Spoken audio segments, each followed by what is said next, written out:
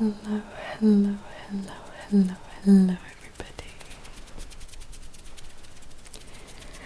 And welcome to what I read in 2024. Right, so let's begin. Firstly, this year I actually decided to do sort of mini reviews of the books and rate them with stars, which is not something I've done before because I have always in the past tried to be objective in my reviews. I sort of like try and look at the element. I don't know how to explain it, but like if you look at depth of character, description, effectiveness, all that kind of stuff, and I try and be as objective as possible. Of course, always it is subjective, but I try to be. And so I wasn't really sure how to do stars because, okay, for instance, let's take a book like Twilight. Is it good on all those levels? No. But do I absolutely love it? Yes. So I decided to do my star ratings just based on how much I enjoyed the book, and literally nothing mattered. It could have been filled with plot holes. If I enjoyed it, I enjoyed it. But so I thought I would kind of go through and say a bit about my experience of doing that as well. But we will be going through every single book I read this year. Okay, so speaking of Twilight, we actually started out with this chunky book here. Midnight Sun, Midnight Sun, Midnight Sun, Midnight Sun. So if you don't know, this is Twilight, the book Twilight, but from Edward's perspective. It's much longer than Twilight. It's 756 pages. So I actually started this in, I think, November 2023. But it's so chunky, it took me a good while to get through. But yeah, I finished it in January of this year. And dropped my notebook. And I rated it. My camera is making strange sounds. I rated it 4 out of 5 stars. Now, as I said, it was just based on how much I enjoyed it. So my overall thoughts were that it was interesting to see bits from Edward's perspective. Some scenes in particular were really interesting and sort of, I don't know, I found it entertaining, but it could have been edited to be like half the length. Like, let's be honest, it was quite repetitive. Edward's thoughts got a little boring, and overall Twilight is the better book, but I still had a good time. I feel like I should point out at this point that my 0.5 stars are crucial. Like, if something is a 4-star read versus if something is a 4.5 star read, completely different ball game, if that makes sense.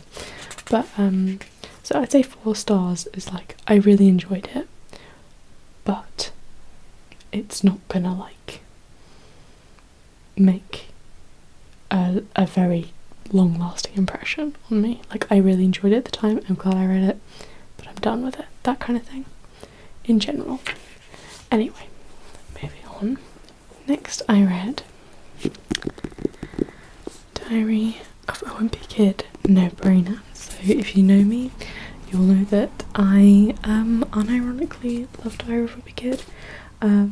It was one of the, well, in fact, the only thing I could read during my teenage years, well, for a lot of them anyway, because I really struggled to concentrate on reading for a long time because of my anxiety.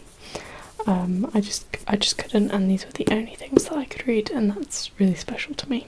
and I still enjoy them. I know they're formulaic, they are all 217 pages, every single one, 217 pages, but I love them. And this one was really, really good. Like, one of the best. I rated it 4.5 stars out of 5, so it's really up there. It sticks with me. I think it actually made some really interesting comments and points, and which sounds weird for the type of book it is, and I just really enjoyed the story, and it felt fresh and modern, but still like the nostalgic wimpy kid feeling that you yearn for. So yeah. Next, I read my first 1-star book of the year, and it is a book called This Is the Way the World Ends. So I feel kind of bad because actually someone lent me this book, and I then obviously felt like I should read it, so I did. And listen, I won't go into why I didn't like it. We do not have the time. And you know, if you like this book, I don't want to bring you down or anything.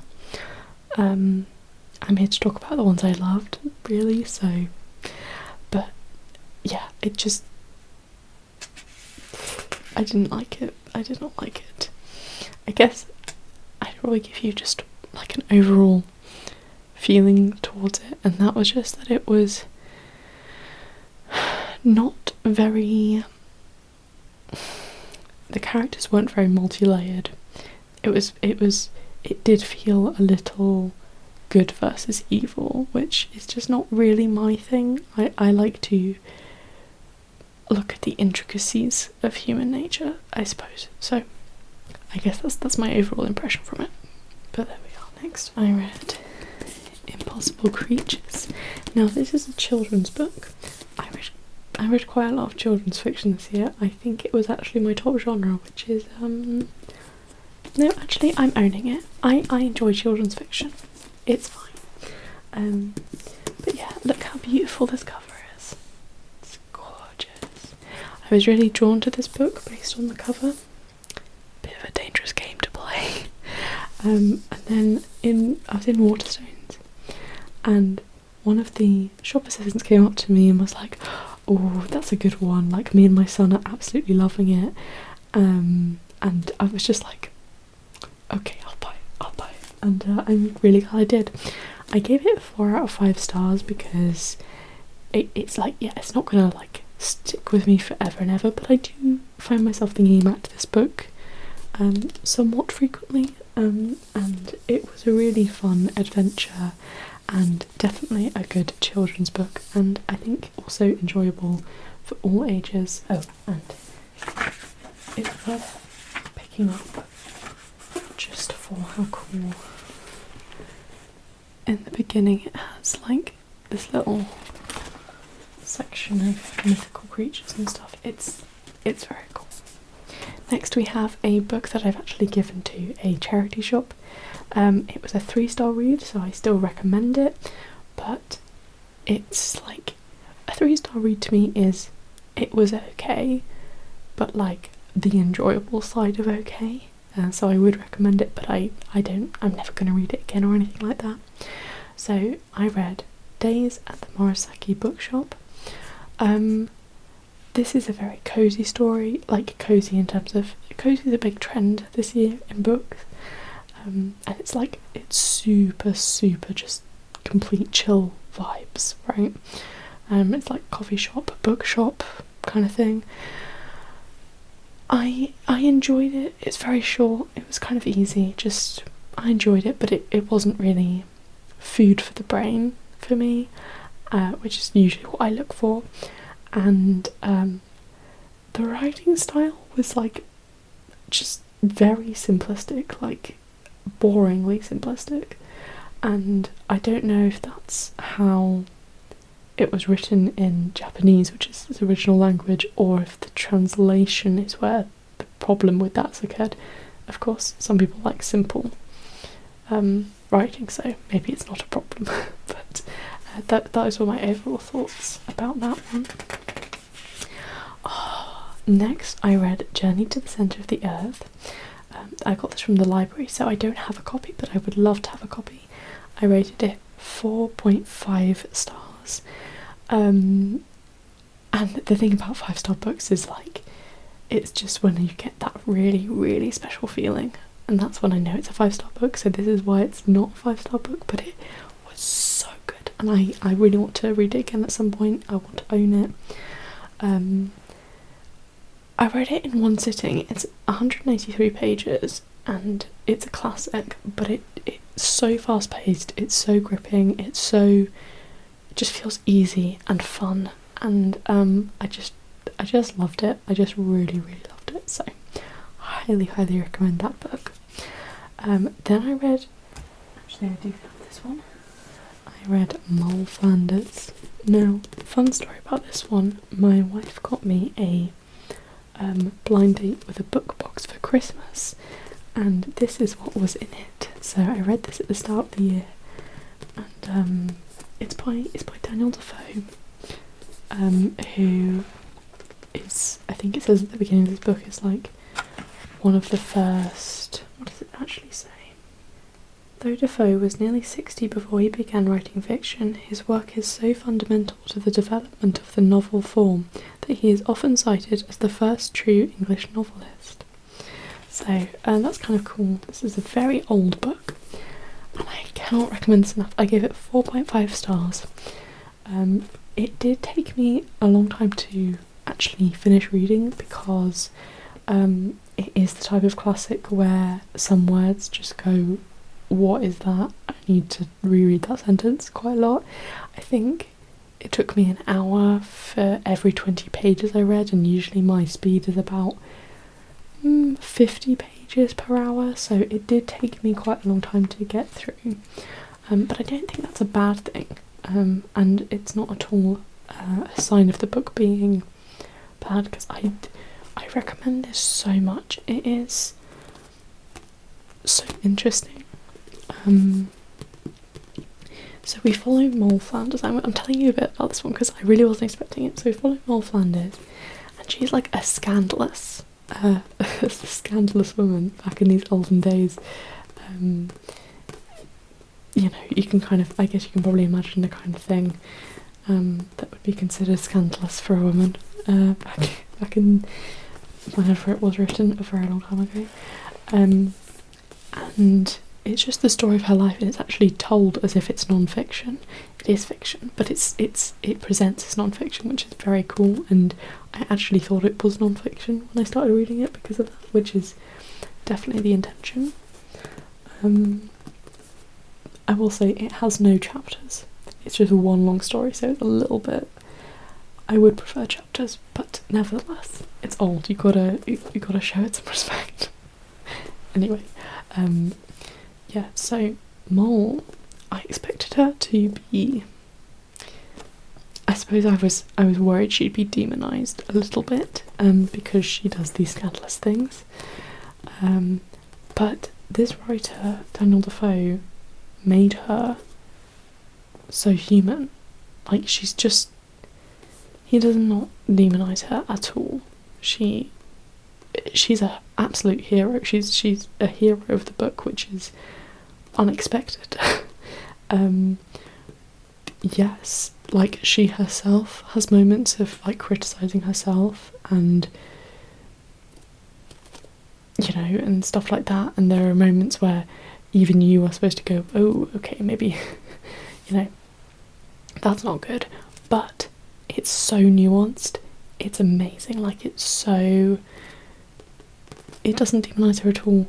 She's still a hero, she's just nuanced, and these feelings that she has, that she's self-critical towards herself, is like, you know, of course she's not completely modern, she's from the time when this was written, so of course it makes sense, and it just, I can't really explain it very well, but it was really heartening to read such an old book have such a strong female character in it.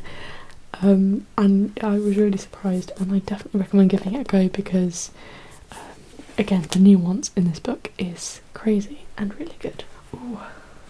My first Kindle read of the year was The Very Secret Society of Irregular Witches by Sangu Mandana. I really haven't been saying who these are by mostly, if at all, but for some reason I just did. Anyway, let me just get it up for you guys. So I rated this at 4 stars, and that was surprising to me, and I'll tell you why. 1 second. Let me just get the cover up for you. There we are. So this book, I don't read a lot of romance, I'm going to be honest, not my favourite genre. I also don't read a lot of cosy fantasy, because I kind of need something a bit more than that, if that makes sense. But the book Leo really enjoyed this book, and I thought I'll give it a go. Why not? I really didn't know what to read next, so I thought I'd give it a go.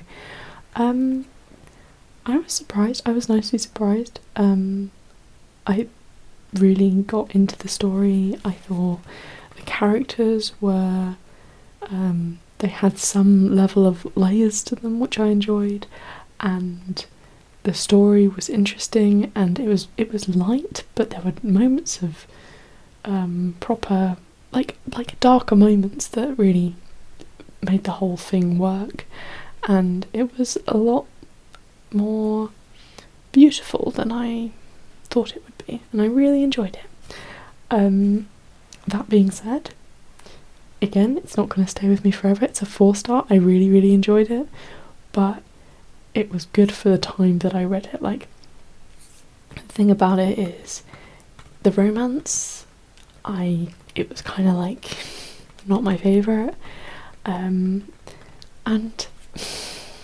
listen, I do not mind a smart scene in books. It's fine. I mean, it's not for me personally. I don't like to read them, but I have no qualms with them. I just really wasn't expecting there to be a smart scene in this for some reason. I probably should have expected it, and when it happened I was like, oh no, no, because it's just not my vibe. But nevertheless, I enjoyed it. I mostly enjoyed the parts of the story that weren't the romance, but I thought it was pretty cute and fun. Okay.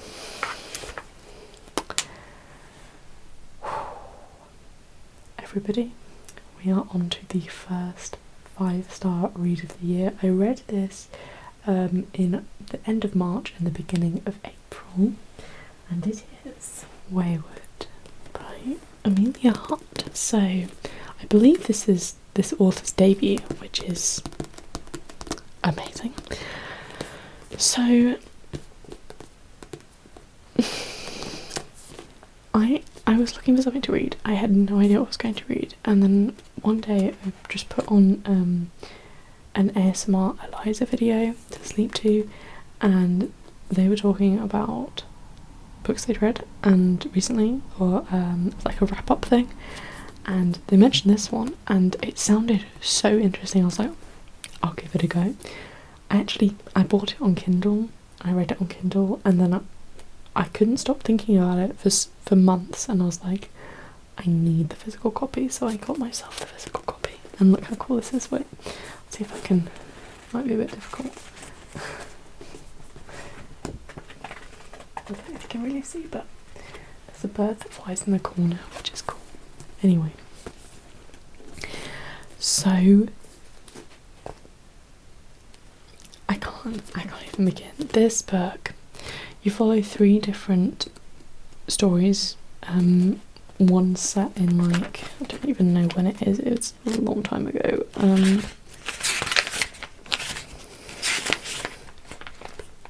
Right, one set in 1619, one set in 1942, and one set in, I think it's 2019. Not sure if I can just easily. Oh. Anyway, I'm pretty sure it's 2019. And I don't want to spoil anything, so it's a little difficult, but this book made me feel so many things. It's really it was a really, to me, just such a beautiful, powerful story, and I thought it just encapsulated things so well and put it into words, things, there were some tears, and I felt really genuinely so connected to each and every one of these characters that we follow, and I just can't, but if you are thinking about reading this, do make sure to check out the trigger warnings first, because it is a pretty heavy read. Yeah, but it's beautiful. It's like, yes, okay, so the actual like plot of it all, I think, is quite predictable, and like, yeah, but it kind of, the plot, it doesn't really matter if you predict like the sort of overall plot, it doesn't really matter at all.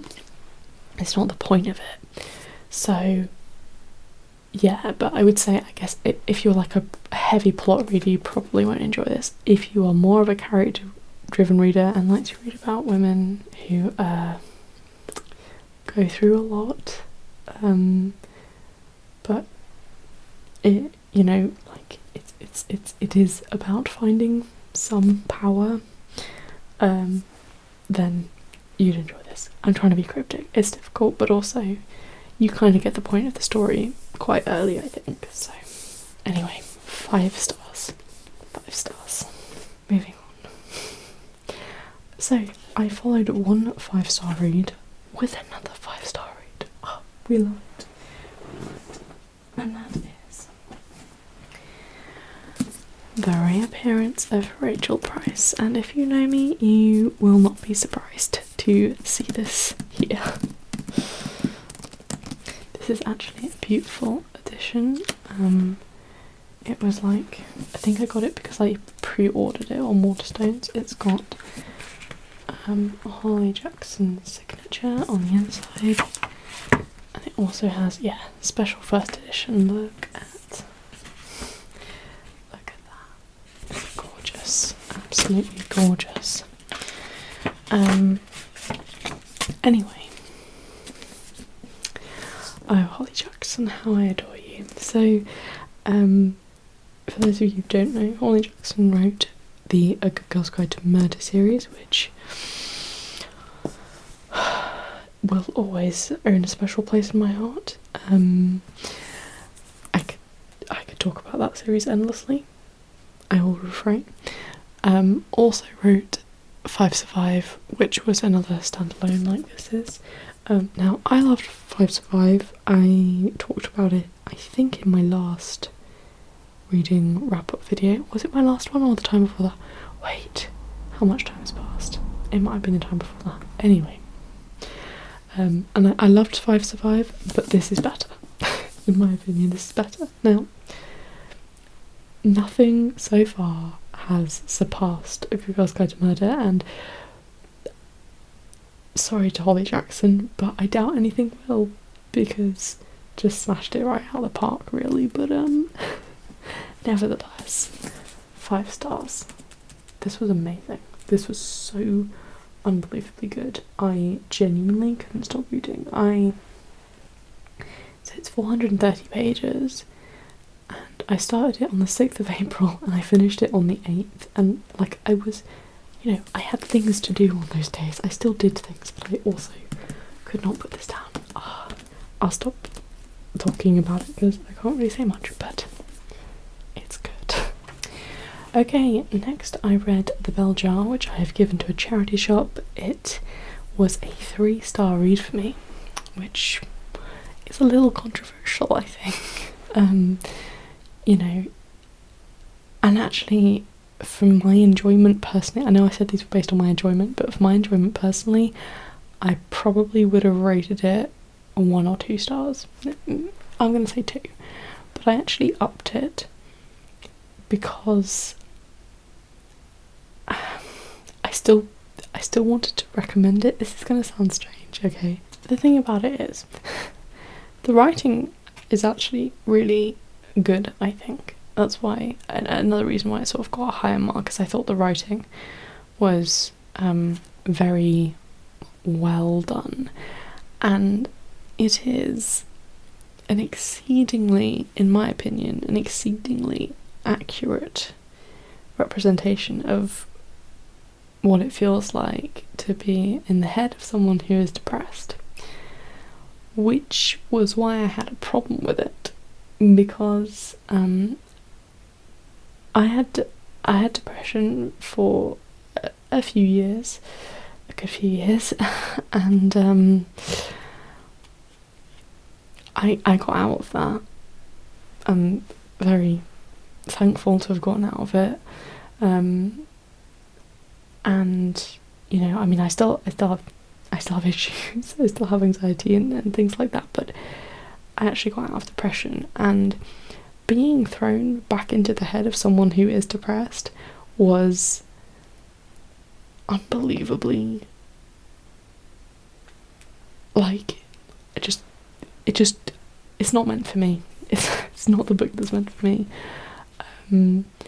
I think it just felt like going back into those tedious thoughts all over again. I was just like, oh, okay, this is not enjoyable to me. I think it's good for people who are going through it and who need to feel validated, like feel like they're not alone in it. On the other hand, if you're in a really low place, it's probably not the best read, if you know what I mean. The other thing I would say is it's perfect for those people who haven't experienced depression, who are curious about it, because I honestly think it's a really, really accurate representation. Of course, that is because of the author's own life, very sadly. So yeah, I don't know, it's a conflicting feeling, because I didn't enjoy the book. I was just like, I forced myself through it, but I do still kind of want to recommend it to some people. It's difficult, and it's difficult because there are difficult things in it. Anyway, moving on from the Bell Jar. Next, we have the first DNF of the year. This was The Invisible Library. It's a long series, and I read 44 pages of it, and then I was like, no, I've had enough. It's difficult to say what I didn't really like about it. It wasn't like really, really terrible. I wasn't vibing with it. There are definitely things that I didn't like about it, but overall I just felt a bit bored. So then I read This Is How You Lose the Time War, which I rated 2 stars. So not my lowest mark, but not good. Very not good. I think what happened here was I got too caught up thinking that the title meant something exciting. I thought, ooh, let's explore this really interesting concept about like some kind of time war. That sounds great. I now realise that it was an enemies to lovers romance the whole time, which is not my favourite thing in the world. Being so controversial in this video, but it's not my favourite thing in the world. And to be honest, I thought this one was really average. I didn't really feel the enemies, to be honest, that much. They just seemed like they loved each other from the start. Though, yeah, okay, they have this whole thing with like hurting each other and killing each other, but I know that doesn't sound like love, but my point is they sort of have this really deep affection from each other to each other from the beginning, and yeah, there's injuries and stuff, but it kind of feels like, I don't know, it was a bit weird. I felt like it didn't really, it wasn't really cohesive, and it was quite overcomplicated and underwhelming, because like the writing style, I wasn't going to go into books I didn't like that much, was I? But I've gotten into it now. I just thought the writing style was like it was just a little too. I like a little bit of a poetical, whimsical tone, but it was like, it was sort of, it had all that floweriness about it, but without any actual, like, this sounds really harsh, but I was going to say without any depth behind it. Now, again, if you enjoy this book, I'm not, we all have our own opinions, and I'm sorry to be so harsh, but it just wasn't for me. But anyway, there we are. Okay, next I read Wuthering Heights, which I rated 4 stars. I enjoyed this because I enjoy a good classic, and I enjoyed, like, finally reading the book that so many things now are, like, sort of inspired by, and it was a really interesting novel, and sort of about this generational cycle of just a lot, and that was really interesting. I was very interested in the book, but I read it on my Kindle, by the way, but you don't need to see the cover for everyone, do you? Anyway, I will say it felt very, it wasn't the easiest read, to be honest. It was quite overly long in places, and you're so distant from the characters themselves, which is a kind of cool concept, but in practice you're just basically hearing one very long story, like someone telling a story to someone else, and it's like, it was a little sloggy in places, is all I would say. I enjoyed it, the vibes were cool, and there were some really interesting moments that I remember thinking, oh, that's really cool. But overall as a book, I very much enjoyed it, but it's not really going to be one that actually, like, sticks with me, so that's interesting. Now, next I read, and I always mispronounce it, I think, but Piranesi, one of those. This book right here by Susanna Klock, who is an author I was meaning to get into for the longest time, because Erin Morgenstern, who is my favourite author, recommended this, as you can actually not see because it's focusing correctly on my face, but I needed to focus on the book. Anyway, it's there. So I've been meaning to get into Susanna Klock for a really long time, and oh my goodness, I am sad that I waited so long. This book is incredible. I don't really know how to explain it, describe it, or anything, but it is mystical, magical, and wonderful, and got this, like, dark, creepy, eerie edge to it that it's just glorious. And this was 5 stars. This was a 5-star read, and literally, I think just read this. Just read this if you haven't already. Just read it, because it is so enjoyable, Okay, next I read another book that I got from the library, so I don't have it with me, but I wouldn't have it with me anyway because I rated it 2 stars, and it is Starling House. I can't even remember what I didn't enjoy about this book. It was a bit of a slog, I remember that. Okay, reading my thoughts back. I know I come across so harsh, I don't mean to, I just get too into describing things. Anyway, so I was basically saying the annoying thing about this book is that I think it had potential. The first 50 pages or so were interesting, and I found the writing style funny, like it was amusing intentionally.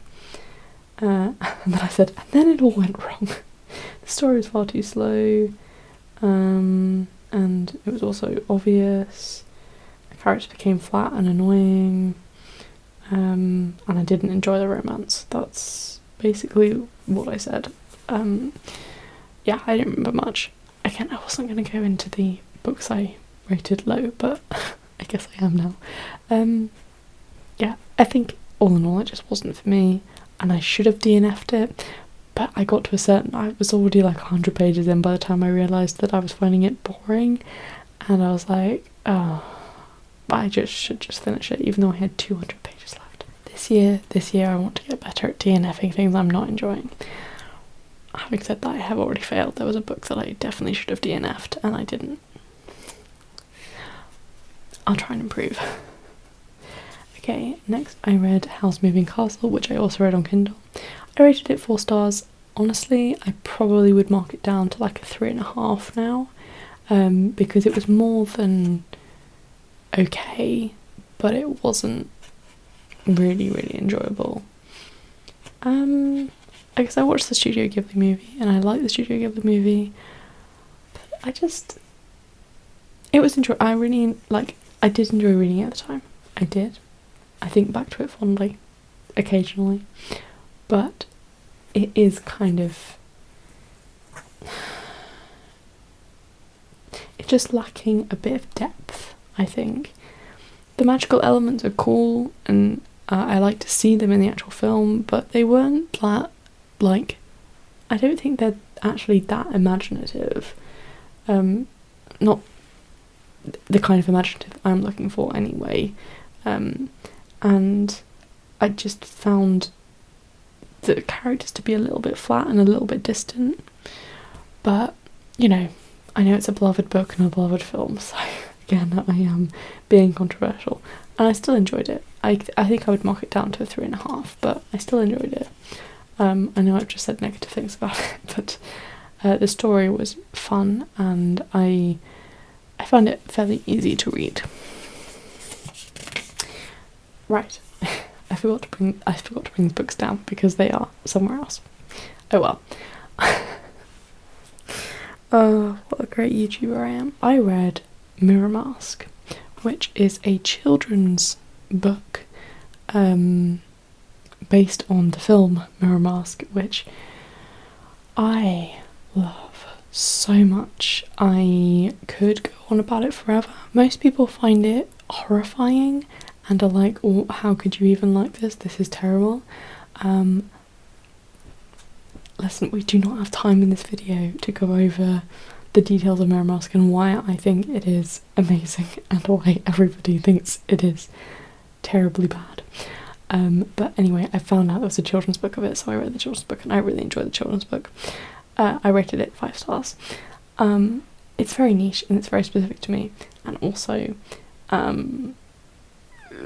not wanting to get into topics of distress, but of course this was before the Neil Gaiman stuff came out, and yeah, that's all I can say. I'm trying to separate art from artist, and I've loved Mirror Mask since I was a kid, so that's all I can say. Anyway, we'll move on. But yeah, I'm just sick. I shouldn't, and I won't, but I really want to talk to you guys about Mirror Mask because it's amazing. Actually, what I'll do is I will leave a link to my blog in the description where I talked about Mirror Mask. It's a pretty quick read. So if you're interested, you can find it there. Okay. Then I read The Short Second Life of Britannia, which is an Eclipse novella. I gave this 3.5 stars. Very interesting to see more of Bree. I really like Bree, and I really liked the ending of this book because it was cool to see from Bree's perspective. Overall, few interesting bits here and there, and the Twilight fix that I was looking for, but it's what you're going to expect from an Eclipse novella, It's okay. It's fine. It's just fine.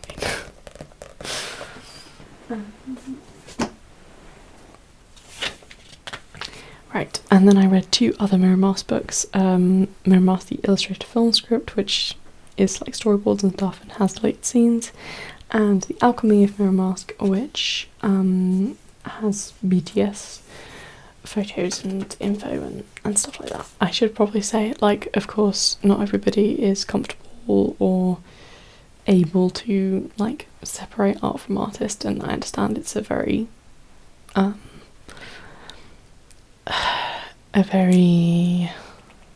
there's a lot to the discussion around it, and yeah, I mean, it's a difficult one, and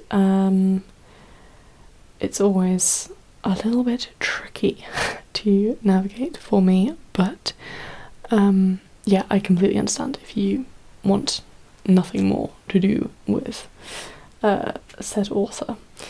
And yeah, anyway, next was another DNF, and it was Bunny.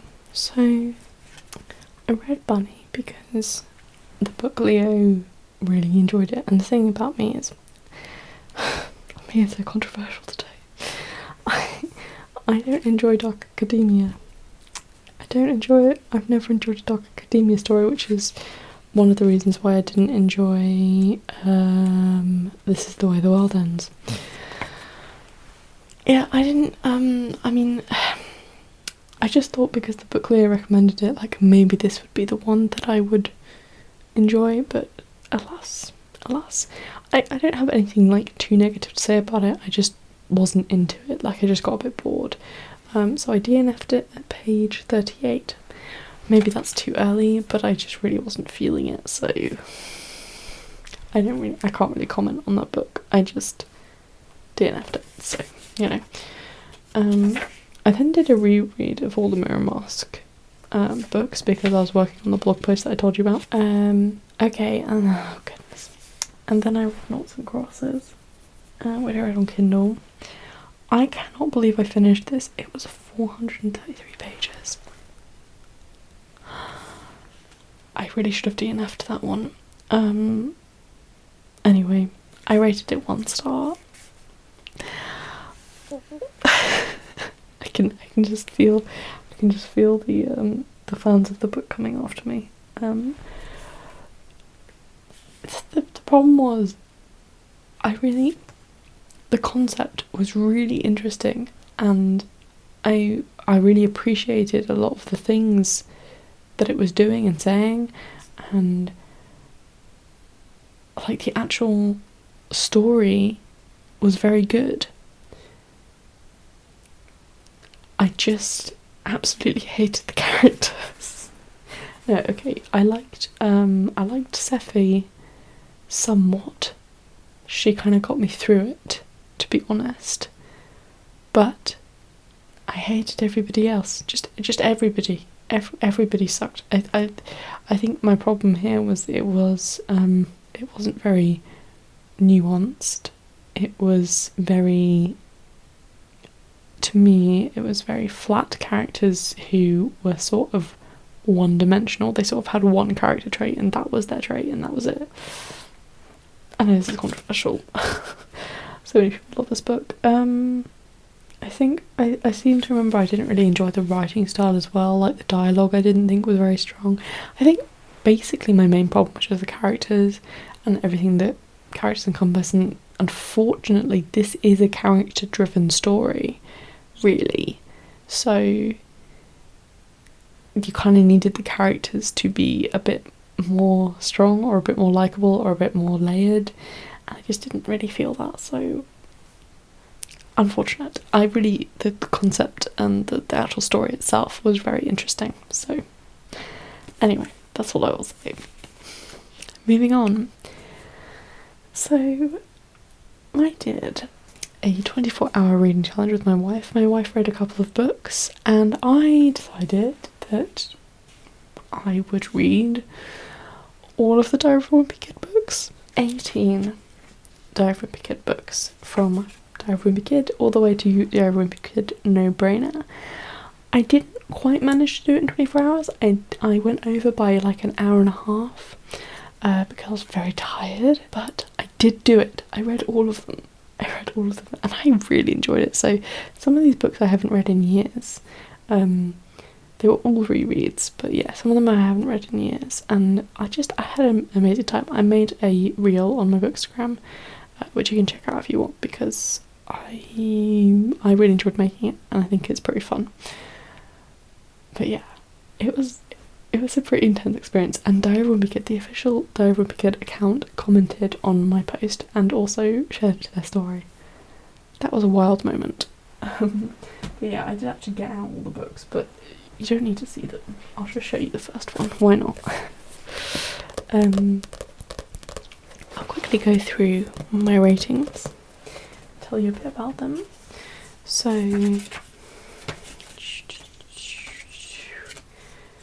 Diary of a Wimpy Kid was 4.5, Roderick Rules was 4.5, The Last Straw was 4, Dog Days was 4.5, The Ugly Truth was 4, Cabin Fever was 5.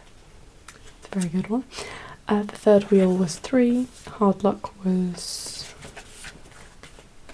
3.5, Long Haul was 4.5, Old School was 4, Double Down was 4.5, The Getaway was 4.5, The Meltdown was 4.5, Wrecking Ball was 4, The Deep End was 4.5, Big Shot was 3, Diaper Overload was 3, and No Brainer, as you already know, was 4.5.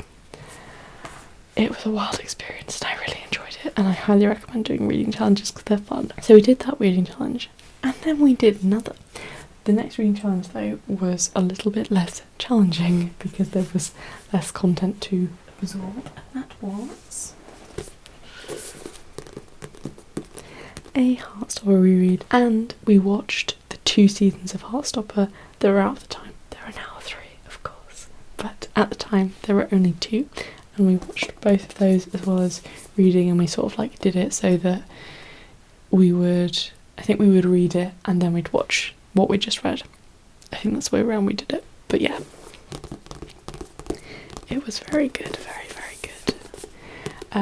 Again, I do not have time in this video, but if you know me, you know how much I adore Heartstopper in all of its forms. I am desperately hoping that they renew for season 4. We just need one more season, please. Just give us one more season. Anyway, moving on. Yes. Oh, I should say my rating, shouldn't I? This is going to be pretty easy. Heartstopper Volume 1, 5 stars. Heartstopper Volume 2, 5 stars. Heartstopper Volume 3, 5 stars. Heartstopper Volume 4, 5 stars. This one's 5 stars. Heartstopper Volume 5, 5 stars. Nick and Charlie, 5 stars. What can I say? Actually, something interesting. Alice Oseman, the writer,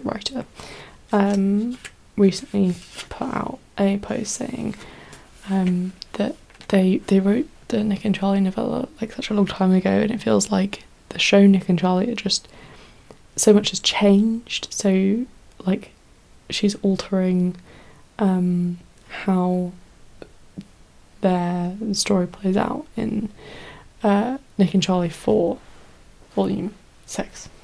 I hope that makes sense. And I was like, I found that really interesting because I've always thought of book Nick and Charlie as like they're so similar in so many ways, and the casting is amazing, and they feel like the same characters. But I've always thought when reading the graphic novels, like that the story is just a hint. Grittier isn't really the right word because it's not gritty, it's still lovely and wholesome and fluffy, but the show is just slightly less of that like darkness. It's I don't know how to explain it very well, but I've always just sort of separated them in my head because they are the same but different, and they're both good in their own ways. Like really super accurate to the books that the show is. It's just this one element of like a vibe that is slightly different, and I just thought it was really interesting that that Alice Oseman, that they're writing it a bit differently in Volume 6 because it will fit more in with the TV show version and kind of go together. I don't know, I just found that interesting. Anyway, I should move on. Next, I reread The Starless Sea. So, yes, I have joint favourite book. My joint favourite book is The Night Circus and the Starless Sea, both by Erin Morgenstern. And I reread The Starless Sea this year because I wanted to make notes on it so that I can annotate it. I'm annotating like a second-hand paperback copy at some point. But yeah, I reread it to make notes on it, so it was quite a slow reread because it takes me a while to make notes. But oh my god, it was as good as I remembered it being, and I love it very dearly. Very, very dearly. I love it very, very dearly. Ooh, we are getting somewhere now. So obviously that was a 5-star read. Oh, okay, it's time. Next I read Normal People by Sally Rooney. This is a very famous novel. And the first thing you notice about this novel is the fact that I haven't even checked this page to see if there's any examples of it, but oh yeah, there's no speech marks, it's just all just text. I'm not gonna lie, it was quite annoying. You do get used to it, but every time you stop, like every time you put down the book and then pick it back up, it's like another adjustment you have to get readjusted with it. I would have preferred speech marks. I know it's a stylistic choice, but I didn't like it. I didn't care for that. What I did care for was the story. I cannot tell you how close this was to being a 5-star read, but it's not even a 4.5-star read. It's a 4-star read, which breaks my heart a little bit. I was so invested in the story. I thought, wow, this writing is so enjoyable. The characters are so rich and varied, and I was just loving every second and devouring this book. And then it ended. And I went,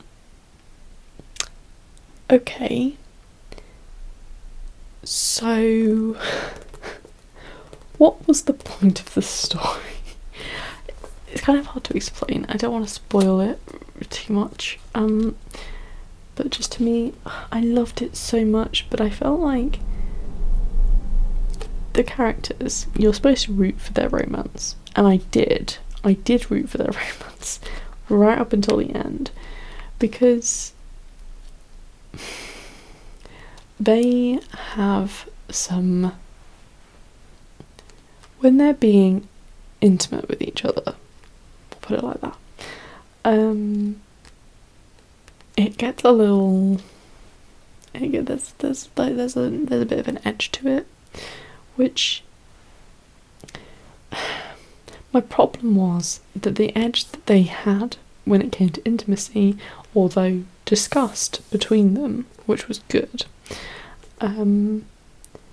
it came out of a bad place. It came out of a pre-existing place of abuse. I know this is getting a little heavy now, but because it came from that place, I expected these characters to work through it and sort of re-establish their wants after doing some healing. If these wants had not come from a place of abuse, it wouldn't be a problem. But because they came from such a place, I found myself very uncomfortable in the end, because I just felt like it wasn't really, like they weren't on equal footing.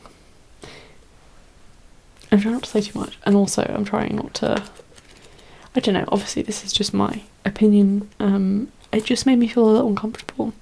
I really enjoyed this book and I highly recommend it. I really, really, really enjoyed it. I'm just a bit sad that it wasn't a 5-star read when it so nearly almost could have been.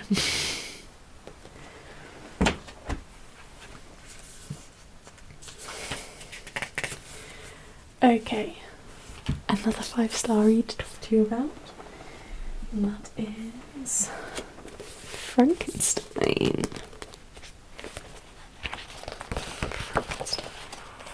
I wasn't actually intending to read this. I just got a random urge to read it in October because of course the spooky season, and I read it on Kindle, and of course it was 5 stars. I loved it so much that I got myself a copy. Now there's the 1818 text and the 18...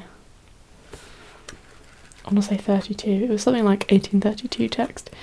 I happen to know that the Kindle one that I read was the later text, the 1832 text. This, I'm not sure which text it is. I tried to find out, but I couldn't really find out. Anyway, it seems to say that it's the 1818 text, but then I couldn't find the differences that apparently there are. Anyway, not that it matters too much. I'm just interested in seeing the sort of subtle differences between them, because apparently there's not that many differences. It's just more of a shift in the tone of the story, if that makes sense. Anyway, it doesn't matter. Frankenstein, in any version, I highly, highly, highly, highly, highly, highly recommend. So good, so unexpectedly good, so gripping, so just amazing. The vibes, so ghost story-esque and amazing. The actual story is like a really deep kind of philosophical question about life and humans and scientific endeavours and obsession and stuff like that. And I can't recommend this book enough. It is fantastic. I can't even remember what else I said about it, but it was just really good. I still think about it frequently. Okay, next I read another book on Kindle called Juniper and Thorn. I rated it 4 stars. I think I would take that down to like a 3 or a 3.5 maybe. Because it's really not stuck with me. I actually forgot that I read it until I just saw it just there now. It's not stuck with me at all. I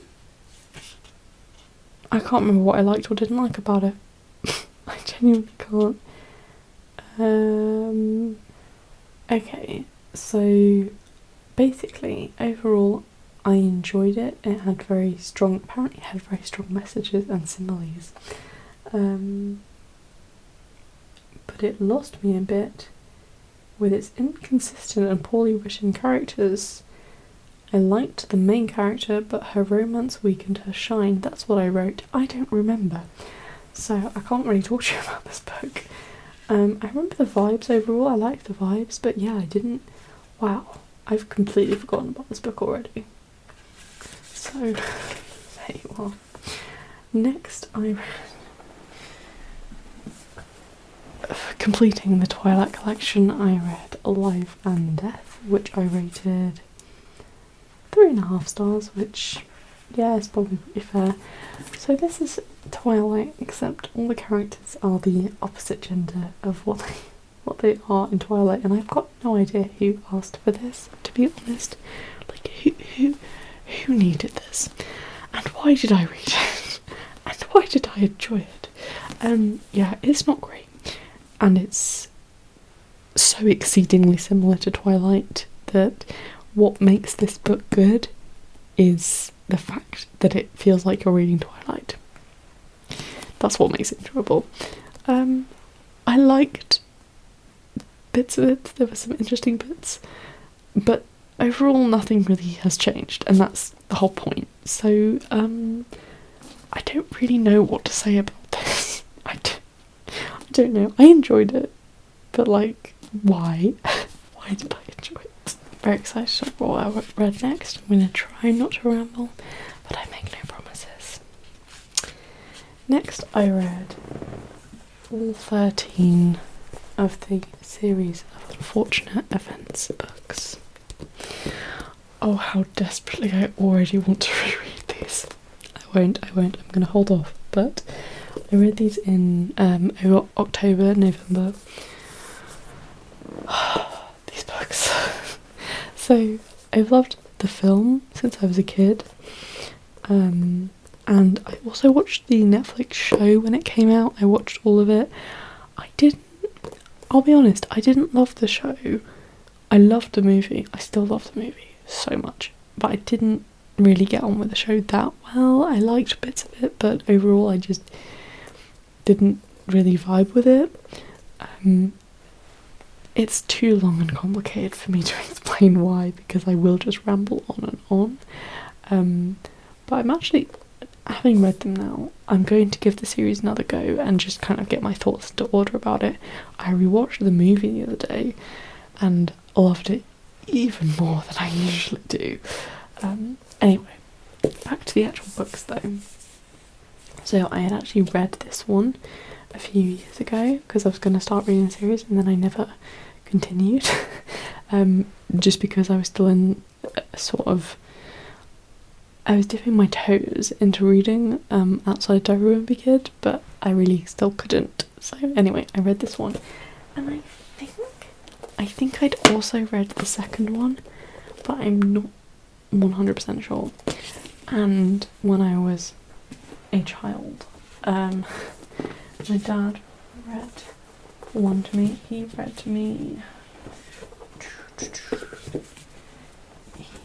read me this one, The Ersatz Elevator, which is another thing that like sparked my love for it was when we read this book, because I'd watched the film and this was like so exciting to have new content, more content.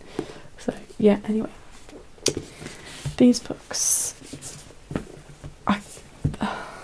each one was such a joy and pleasure to read. I can't even begin to tell you.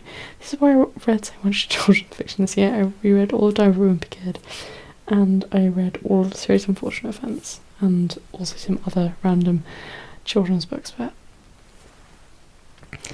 it's such smart writing. Like, yes, it's for children, but it is so good. It is such an enjoyable long ride of a mystery, and the writing is just so fun and quirky and full of character, and just everything about it just perfect. So weird and wacky and wonderful. So just so good. I can't even begin. Again, I could go on for a while, so I'm going to restrain myself. Anyway, I rated the first of these books a 5-star read, and also the second one was 5 stars. The Reptile Room. The third one, The Wide Window, was 4.5 stars. And then The Miserable Mill was 4 stars. And then the Austere Academy, I never know how to say it. I've been told so many times and I still can't get it right. Anyway, I rated that 5 stars. The Ersatz Elevator was 5 stars. The Vile Village was 5 stars. The Hostile Hospital was 4.5. The Carnivorous Carnival was 4.5. The Slippery Slope was 5. The Grim Grotto was 4.5. The Penultimate Peril was 5. And The End was 4.5. Now, it's difficult really, because these books, I would say the first 3 they all have a very similar vibe. It's the Baudelaires being passed around from one caregiver to the next and encountering danger there. And then the tone totally shifts with The Miserable Mill, and you have, I would say The Miserable Mill, the Austere Academy and the Elevator all fit a similar tone, and then you have The Vile Village, The Hostile Hospital and The Carnivorous Carnival, which all fit a tone, and then you have The Slippery Slope, The Grim Grotto, and The Penultimate Peril, which all fit a tone, and then you have the end, which is its own thing entirely, really, in my opinion. So it's kind of difficult to rank them or anything because they are all part of the same story and they're all very cohesive, but they are also very different and things really escalate, and at the end you're kind of craving the simpleness of those lives at the beginning, because it's just I genuinely felt stressed at the end. Towards the end I was like, oh my god, so much has happened, how are they ever going to, it just it's really well done. Anyways, I would say my favourite was the Oster Academy, which is the one I can't pronounce, but I really enjoyed that. Now, my theory about this is that the more enjoyable series of unfortunate events books, of course, I found all of them enjoyable, but like the top of the tops usually have somebody, at least one character in there who is a reliable friend or caregiver towards the Baudelaires. When you've got something like The Miserable Mill, so there's a character called Phil in The Miserable Mill who's the most reliable person they have, and he's not really, he's friendly towards them, he's an optimist and he's lovely, but he's not very comforting, he's not very reassuring. You can't trust him to stand up for what's right, that kind of thing. And The Miserable Mill, honestly, it felt really bleak, like super bleak, and I was like, whoa. So I would say the more enjoyable ones are when they actually have support coming from somewhere, because otherwise it feels very isolating, and it's good.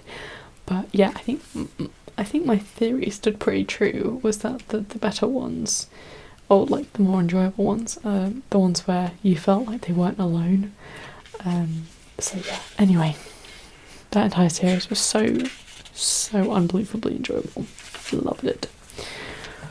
Okay, we're coming towards the end now. We're in my December reads. I read the Christmas Jigsaw Murders, which will be going to a charity shop because I rated it a 1 star. It's cozy crime. I gave it a go. I mean, I liked the fun Christmas setting. That was good. But I just found it very boring, basically. That's the takeaway. I just found it very dull, and also I did not like the main character at all. In fact, quite the opposite. So boring, and also didn't like the main character. I then did my annual tradition of reading the new Diary of a Wimpy Kid book. This is Diary of a Wimpy Kid 19, hot mess. So I always read this over either the Christmas period or quite soon after New Year's, I tend to. And yeah, I read it in December, those lovely days between Christmas and New Year. And I really enjoyed it. I gave it a 4, so it's not the strongest Diary of a Wimpy Kid book that there is, in my opinion, but I really did enjoy it. To be honest, the more I'm thinking about it, the more I'm thinking, should it be 4.5? I might keep it a 4, but we'll see. It's a bit difficult to rank things sometimes, but I really enjoyed it, and I will always get the new one for Christmas. I will always get it, and I will always read it around Christmas. Though this one was actually summer themed, so that was quite funny. Anyway, we're almost there. 2 more books left. So, the penultimate book of the year that I read, it was another Susanna Clarke. This is The Wood at Midwinter. So my mum actually got me this for Christmas. It's got a signature on the inside, which is cool, and it's absolutely gorgeous. Let me just get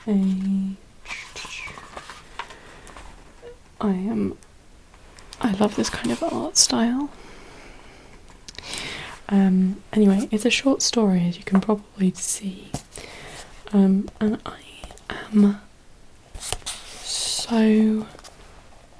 This book it's a 5-star read, and it was honestly a contender for my top book of the year. I was like, this was so good, I can't get over it, and I want to read it every year, and I just loved it. It's so my kind of thing. So my kind of thing. And I can't wait to read more Susanna Clarke, because both this and the other thing that I wrote, Piranesi, I read this year, it's just been amazing, and I cannot recommend this book enough.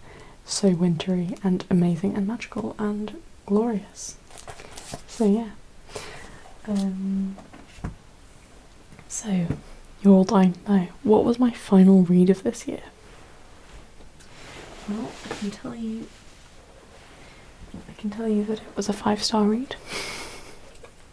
And I can also tell you it was another reread of Cabin Fever, which I had already read once this year within the reading challenge, but this is the one Diary of a Wimpy Kid book that I rated 5 stars. Like, of course I love and adore all of the Diary of a Wimpy Kid books, but you know, you gotta be super special to earn that 5 stars. I know I rate quite a lot of things 5 stars, but that's because I tend to manage to find 5-star reads, which I'm very lucky to be able to do. But anyway, this deserves it. It is so good. It is the peak Diary of a Wimpy Kid for me, and it's set at Christmas, so I read it over Christmas, well, you know, between Christmas and New Year's, and it was amazing to read again. It was amazing to read at the right time. So, my final read of the year. So you're probably wondering, what was my favourite read this year? We've talked about all the 5-star reads. Of course, I'm not including rereads. Of course, The Starless Sea is my favourite, but we're here to discuss what my favourite new read was, and I will tell you what I was deciding between first. So, as you know, I was considering this because it was so good. I did kind of consider Series of Unfortunate Events, but because it's such a long series, I find it really difficult to compare such a long series with standalones, because it didn't really feel like I could separate any of those books from each other, you know, for the sake of picking of it. Anyway, whatever. So I didn't put those up for my top 3 in the end, but in my heart they're also in my top 3, which doesn't really make sense. But anyway, so there was this one, and there was Frankenstein, because it really was that good. But my favourite book of the year was Wayward. And yeah, there we go. So that's it. That is what I read this year. I said this year, haven't I? I said that quite a lot, haven't I? Yeah, no, I mean 2024. I'm sure you know that. Thank you for watching this video, and it's going to be quite long. I hope you enjoyed it. Please do let me know down below your favourite books of the year, or if you agree or disagree with any of my thoughts and feelings towards the books I've mentioned today. And yeah, thank you so much for watching, and I'll see you all soon. Goodbye, goodbye, goodbye, goodbye, goodbye, goodbye, goodbye.